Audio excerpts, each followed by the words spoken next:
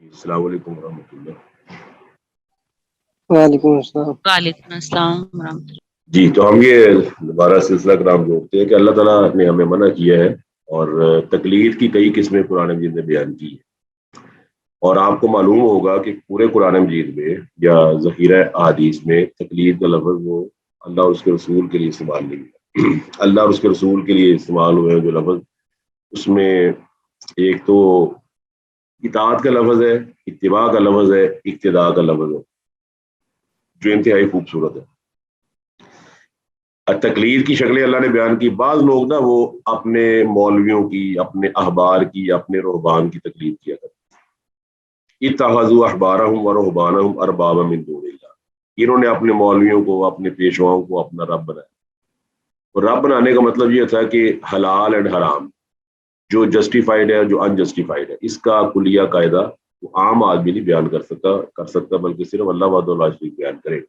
تو انہوں نے کیا کیا، اور سورہ نام میں پڑھا ہوا ہے کہ لوگوں نے بعض جانور اپنے حرام کیے ہوئے تھے، یاد ہے آپ کو جی؟ یہ بعض جانور حرام تھے، بعض حلال تھے، مردوں کے لیے، عورتوں کے لیے، یاد ہے آپ کو سورہ نام؟ جی سر۔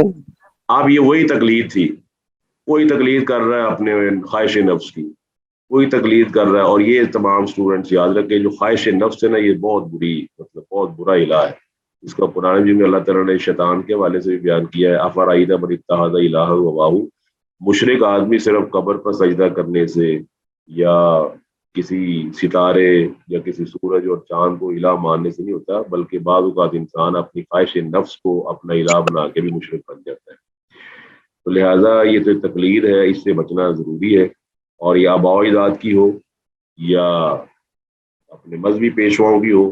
اور آج کل سیاسی پیشواؤں کو بڑا زور ہے، تو سیاسی پیشوا یاد رکھیں، قرآن مجید کے اندر اللہ تعالیٰ نے فرعون کا بیان نقل کیا ہوا ہے، وہ فرعون جس کے دور میں موسیٰ علیہ السلام موجود تھے۔ آپ ذرا کمپیریزن کریں کہ موسیٰ علیہ السلام کا راستہ کیا تھا اور فرعون کا راستہ کیا تھا۔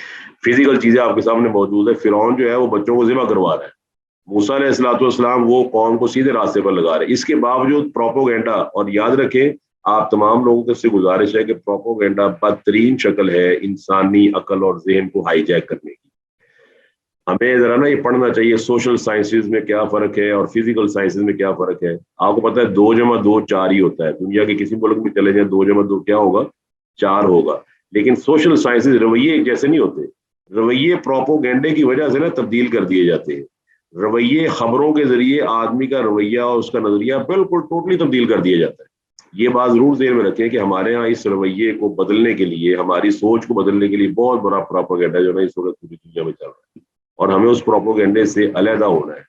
وہ پروپیگنڈا کیا کرتا ہے؟ ہمیں تقلید کا شکار بنا دیتا ہے، ہمیں قرآن و سنت سے دور کر دیتا ہے۔ ہم قرآن و سنت کو چھوڑ کر دوسری چیزوں کی طرف متوجہ ہو جاتے ہیں جو پروپیگنڈا کی طرف سے ہوتا ہے۔ تو لہٰذا تقلید آبا بھی غلط ہے، تقلید پیشوا۔ اور وہ فرعون ملا کیا کہہ رہا ہے؟ وہ کہہ رہا ہے اہدیکم سبیل الرشاد، میرے پاس آؤ۔ دیکھیں موسیٰ علیہ السلام کی موجودگی میں فرعون پروپیگنڈا کر رہا ہے کہ میرے پاس آؤ، میں تمہیں سیدھا راستہ دکھاؤں۔ آپ بتائیے یہ ساری صورتحال آج کل کی سیاسی جو سسٹم ہے اس کی فٹ آتی ہے یا نہیں آتی؟ بالکل آتی ہے سر، 100%۔ ہاں جی، یعنی کہ ہمیں بھی یہی کہا جاتا ہے بس میری طرف آ جاؤ، میں تمہیں سیدھا راستہ دکھاؤں گا، یہ کروں گا وہ کروں گا۔ اگر تم نے سیدھا راستہ دکھانا ہے تو قرآن و سنت کدھر گئے؟ قرآن و سنت ہماری اساس، ہماری متاع، ہمارا وہ سرمایہ ہے جس پر ہمیں بذات طور پر فخر ہونا چاہیے، اور ہم ہر آدمی کو قرآن و سنت پر پرکھیں گے۔ فرمایا فَإِن تَنَازَعْتُمْ فِي شَيْءٍ، تمہارے باپ دادے کا اختلاف ہو جائے، ماں باپ کا اختلاف ہو جائے، مذہبی پیشواؤں کو ہو جائے، سیاسی پیشواؤں کو ہو جائے، شَيْءٍ نکرہ ہے کہ کسی بھی چیز میں اختلاف ہو جائے تو تم نے اس کو قرآن و سنت کی طرف لوٹانا ہے۔ قرآن و سنت کی طرف لوٹاؤ گے، آگے اللہ فرماتا ہے ان کنتم تؤمنون باللہ والیوم الاخر، اگر تم اللہ پر ایمان رکھتے ہو، یوم آخر پر ایمان رکھتے ہو تو لوٹاؤ قرآن و سنت کی طرف، اگر نہیں تو تمہارا ایمان وغیرہ کوئی نہیں ہے۔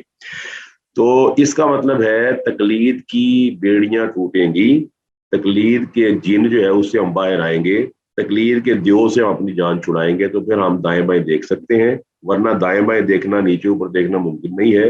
وہی ہمارے سامنے موجود ہے، ہم اس کو نہیں دیکھ رہے کیونکہ ہمارے اوپر بھی طوق پڑے ہوئے ہیں، کوئی سیاسی طور پر ہے، کوئی سماجی طور پر ہے، کوئی رواجی طور پر ہے۔ اور کائنڈلی تمام اسٹوڈنٹس اور میں بھی آج ایک کالم بنا لیں، کالم اے اور بی، تو دیکھتے ہیں کہ ہم زندگی کے اندر جو معاملات ہیں، کالم اے ہمارا نبی علیہ الصلوۃ والسلام کے کالم بی سے میچ ہو رہا ہے. اگر تو میچ ہو رہا ہے تو الحمدللہ وہ 70-80 نمبر 100 میں سے آ جائیں گے, اور اگر کسی جگہ بھی میچ نہیں ہو رہا تو سوال ہی پیدا نہیں ہوتا کہ ہمارا کوئی نمبر آئے. آگے فرمایا وجعلنا, مزید کیا ہوا جی؟ ایک تو آپ نے آدمی کو باندھ دیا, جس طرح پھانسی کے جو ملزم ہے اس کے اوپر ایک غلاف ڈال دیا جاتا ہے. چلو جی, اب غلاف ڈال دیا جاتا ہے تو اندھیرے کے اوپر مزید اندھیرا ہو, آگے بھی دیوار ہے پیچھے بھی دیوار ہے, اور پھر جہاں دیوار نہ ہو وہاں کوئی پردہ ڈال دیا جائے, صاف ظاہر ہے کہ کوئی شخص کیسے دیکھ سکتا ہے؟ یعنی کہ آپ نے باندھ بھی دیا ہے, سار بھی ادھر نہیں کر سکتا نہ ادھر کر سکتا, اوپر سے ہم نے پردہ ڈال دیا. پر میں وجعلنا من بین ایدیہم سدًا, ہم نے ان کے آڑ ان کے سامنے بھی کر دی ہے, ومن خلفہم سدًا, سدا کہتے ہیں آڑ کو, رکاوٹ کو. اس کی کئی شکلیں دنیا میں معروف ہے, جس طرح آپ اپنی گاڑی کو کور کر لیتے ہیں, آپ اپنے موبائل پر پروٹیکٹر چڑھا لیتے ہیں, یا خواتین حجاب کر لیتی ہیں, تو حجاب ان کے چہرے کو دیکھنے میں رکاوٹ بن جاتا ہے. پروٹیکٹر جو ہے وہ موبائل فون پر اسکریچز کے خلاف رکاوٹ بن جاتا ہے. جو غلاف آپ اپنی گاڑی پر چڑھاتے ہیں کور, وہ اس طرح اے سی کے اوپر کور چڑھایا جاتا ہے. تو فرمایا ہم نے ان کے آگے بھی دیوار کر دی ہے, ان کے پیچھے بھی دیوار کر دی ہے. فاغشیناہم, تو ہم نے ان کو ڈھانپ دیا ہے. تو کیا ہوا؟ فہم لا یبصرون, تو وہ دیکھ نہیں سکتے. اچھا یہ بات ضرور ذہن میں رکھیں کہ یہ اللہ تعالیٰ نے بعض دفعہ نتائج کی جو نتائج کی نسبت اپنی طرف کرتا ہے, لیکن یہ نہیں سمجھنا چاہیے کہ اللہ تعالیٰ نے اس طرح کی ہے. نتائج کا مطلب یہ ہوتا ہے کہ انہوں نے اپنی غلط حرکات کی وجہ سے جو چیز طلب کی اللہ تعالیٰ نے ان کو دے دی. صاف ظاہر ہے کہ انہوں نے آخرت کا خوف نکال دیا, آخرت کا تصور ذہن سے اوجھل کر دیا, تو لہٰذا اللہ تعالیٰ نے ان کو اس کام کے لیے آسان کر دی. فسن یسرہ للعسریٰ, پھر اللہ نے ان کو وہ چیز دے دی, جاؤ بھائی جو تم چاہتے ہو تمہیں مل گئی. تو اللہ فرماتا ہے پھر آپ یہ دیکھ نہیں سکتے, ان کے آگے بھی دیوار ہے ان کے پیچھے بھی دیوار ہے, تو یہ دے نہیں سکتے. وَسَوَاءٌ عَلَيْهِمْ, تو آپ پر برابر ہے, آپ ان کو ڈرائیں, ام لم تنذرہم, یا ان کو نہ ڈرائیں, فہم لا یؤمنون, یہ ایمان نہیں لائیں گے. تو یہ حالت تب پیدا ہوتی ہے جب کوئی شخص اپنی ضد اپنی انا کو سامنے رکھ کر اس مقام پر پہنچ جاتا ہے کہ وہ جن اصولوں کو مانتا ہے انہی اصولوں کے مقابل دوسرے اصول ماننے کو تیار نہیں ہے. میں اس کی ایک سمپل سی مثال دے کر نا آج کے لیکچر ختم کرتا ہوں. دیکھیں دنیا میں نا اس وقت اصول بنا ہوا ہے کہ ہم برانڈس کو یوز کرتے ہیں, پھر برانڈس کو بھی آگے چلتے ہیں نا تو ہم ایسی چیز کو یوز کرتے ہیں جو بالکل سیل بند ہو, ڈبہ پیک چیز ہو.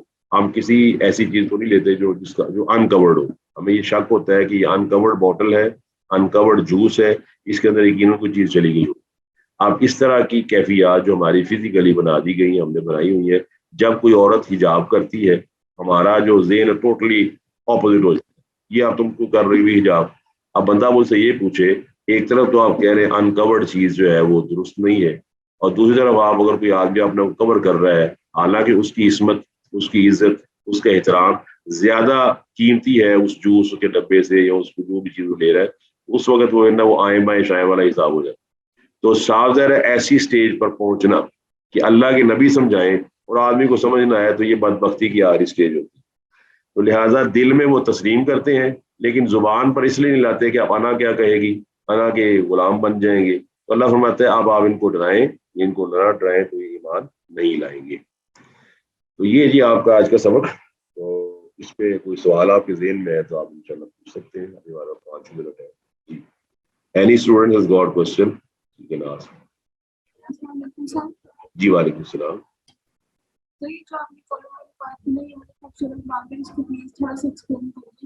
جی آواز نہیں آپ کی آ رہی. سر اب آپ کو بتا رہی ہے. جی بتائیں. سر میں نے یہ کہا ہے کہ آپ نے جو ابھی وہ کالم والی بات کی ہے نا کہ آپ نے کالم ڈرا کر اس میں ابھی ایکشنز کو نبی صلی اللہ علیہ وسلم کے مطابق میچ جی جی آپ نے بڑی خوبصورت بات کی, اس کو مزید تھوڑا سا ایکسپلین کرتے ہیں.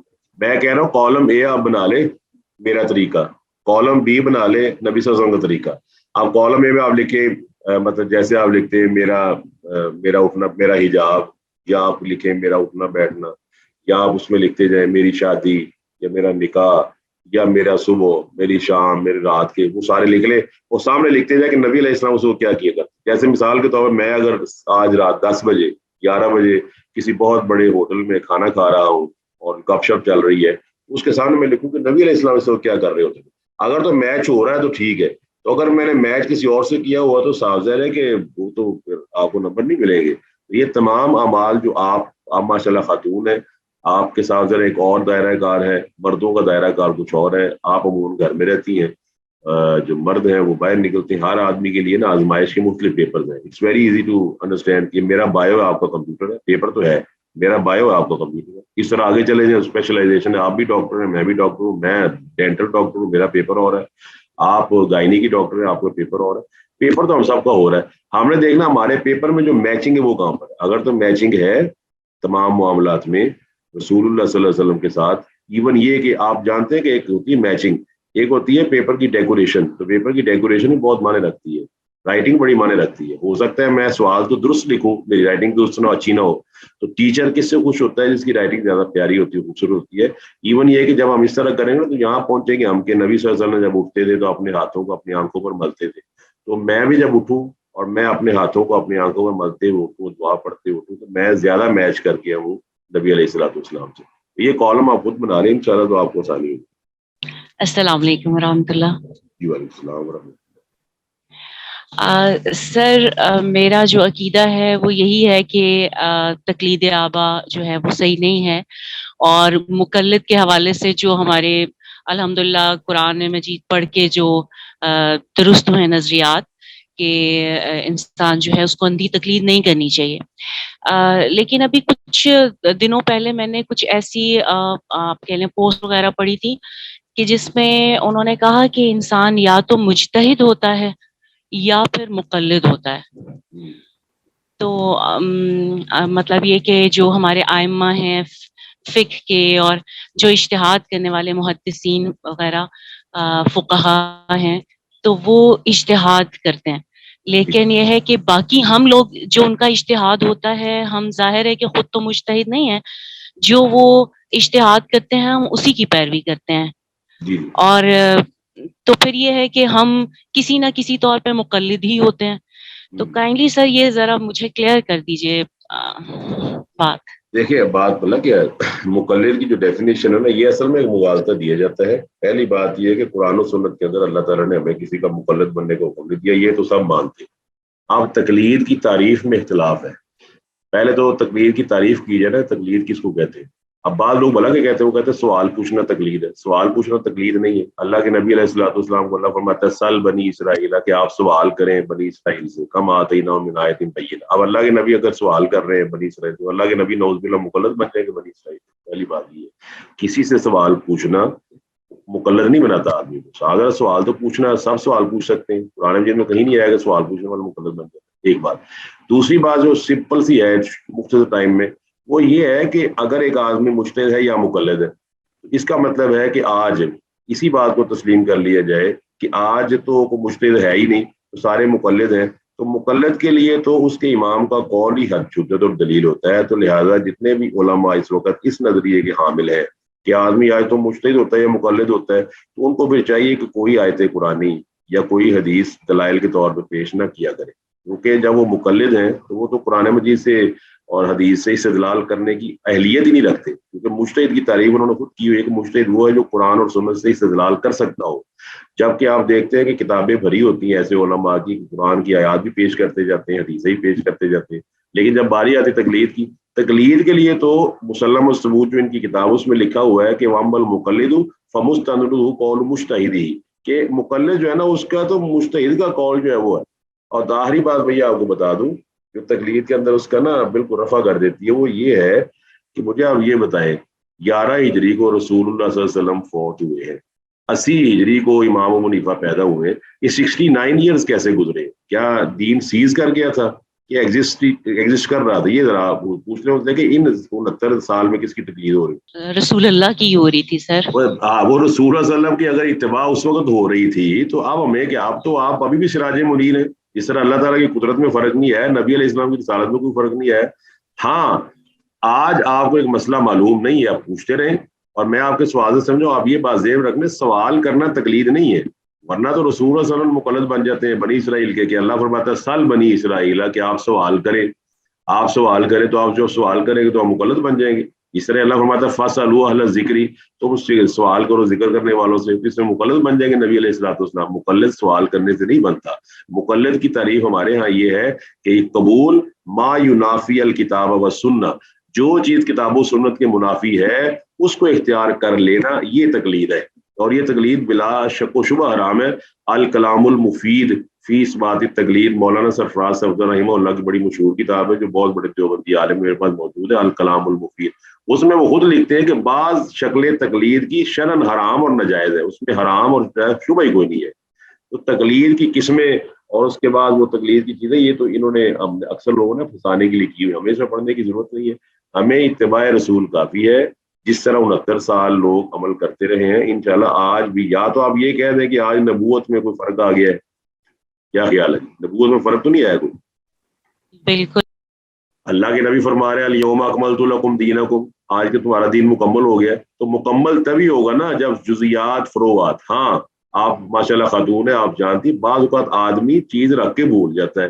اب چیز رکھ کے بھول جانے کا یہ مطلب نہیں یہ چیز گھر میں موجود نہیں ہے، چھوٹا سا 5 روپے کا سکہ تھا مجھے نہیں نظر آ رہا، بعض اوقات مسئلہ نظر نہیں آتا لیکن قرآن و سنت کے اندر ہی موجود ہوتا ہے، نظر نہیں آ رہا، اب نظر نہیں آ رہا تب تک معافی ہے، جب نظر آئے گا تو عمل کرنا شروع کر دیں گے، یہ اللہ تعالیٰ کی طرف سے ہمیں آسانی ہے۔ نظر نہیں آ رہا، موجود ضرور ہے، نظر نہیں آ رہا، مل نہیں رہا، جب ملے گا عمل کرنا شروع کر دیں گے، جب تک عمل نہیں ہوگا اللہ نے پوچھنا ہی نہیں ہے۔ کتنی آسانی ہے، جن کا پتہ ہے اس پر عمل کرے، اللہ تعالیٰ ہمیں اس کی توفیق عطا فرمائے۔ جزاک اللہ سر۔ چلیں انشاءاللہ میں اب آپ سے اجازت چاہتا ہوں، اللہ تعالیٰ آپ سب کو خوش رکھے اور ہمیں دین کے معاملات میں آسانی پیدا کرے۔ جزاکم اللہ خیر و بارک اللہ فیکم، وسلم اللہ، وعلیکم السلام ورحمۃ اللہ۔